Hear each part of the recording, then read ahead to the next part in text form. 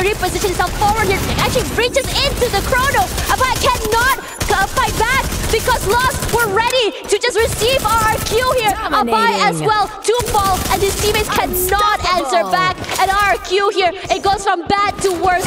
At least for the time being, they do have one member still left alive. They can try to recover it and go back into this game, but the amount of points they have already donated to Lost is just insane. The smart decision to use the treatment gun on towards falling Rigby was a nice delay time for the other members of Team Lost to execute Abai.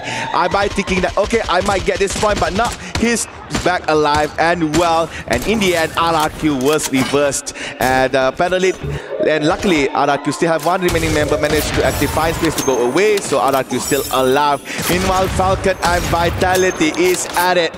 Vitality really needs to secure points for their club points here in EWC. Manages to take down Peter. Very nice pickup by the Indonesian team. They might want to go and chase Kiroro, but judging how they're moving right now, I believe that is enough. Kiroro on fire managed to actually just go away from Vitality, and meanwhile Vitality might just pick up all the bounty that they had from their fallen Falcons.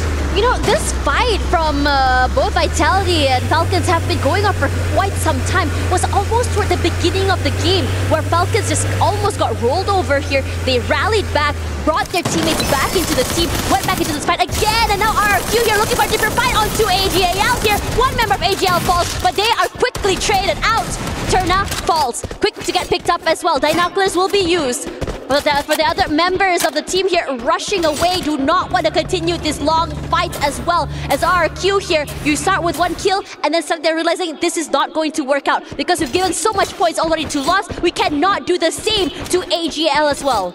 Yeah, Abai braved himself to go into the middle part of Rai, quite an open area, just to try and get that big airdrop.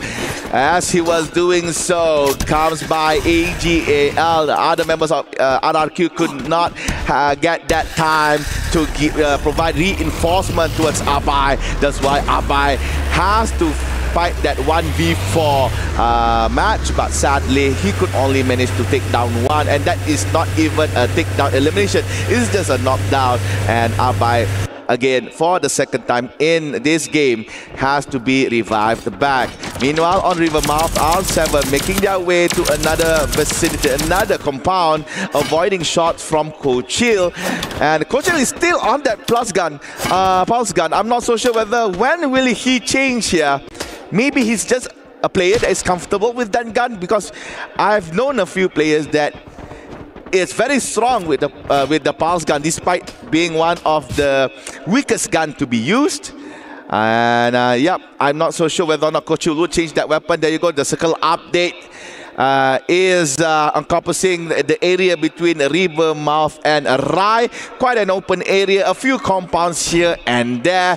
What I can say this is that if you are one of the few first teams within the new zone, you will have your place. EVOS here not as loud as they were in the previous maps. Looking for a different approach here. We saw this sort of approach in the first day here, but R7 looking to reposition themselves, going straight to a core memory instead. Core memory has positioned themselves on the top side of this building here, but as they rotated, actually a member of EVOS did manage to find one as well. Hux falls as well, and now for core memory, they're happy to turn this into a meat grinder, and R7 get overwhelmed. Gameskins falls, Joker as well, and R7, they're running out of members here. Eliminated, cannot hold on, and AGL wondering and see whether or not they should join in the fun. So R7 with a misstep jumped in towards the mouth of Team Core Memories. So R7 11th place, and Buriram is interacting with Lost. This is Thailand versus Brazil.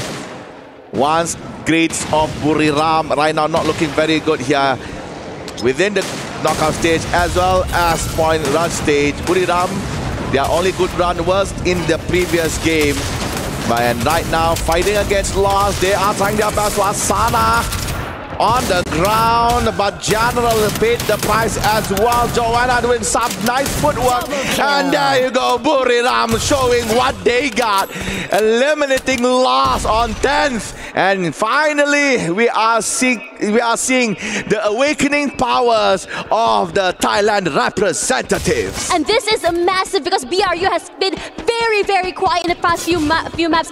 Bar map number 1, where they were able to hold on to the compound very, very decisively. And now Fluxo, a bit more of a desperate situation, rushing forward, wanting this compound where RRQ is holding on to. But RRQ, they don't want to take this fight, deciding to move away, further away from them for these long-range fights as well. But for Fluxo, they're okay to go for this long-range fight. A lot of pressure put onto the members of RRQ here, but only thing they can manage to do is just some chip damage as well. RRQ, they're undeterred. They're saying, you know what, take that house, take that compound, but we are already closer to the zone, and most importantly, we're not interested in fighting you.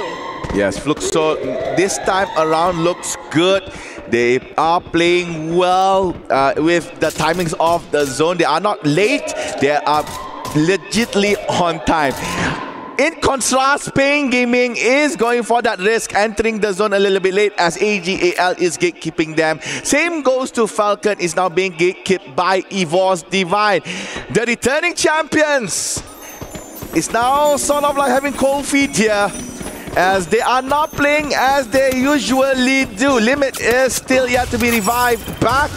It looks like Peter Kiroro and On Fire playing a safe gameplay right here, avoiding interactions between Evos, avoiding all other enemy members by rotating, detouring towards the northern side of the zone.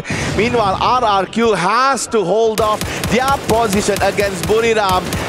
And Buriram, being on a higher angle elevation, is not worried by any shots coming by Team RRQ.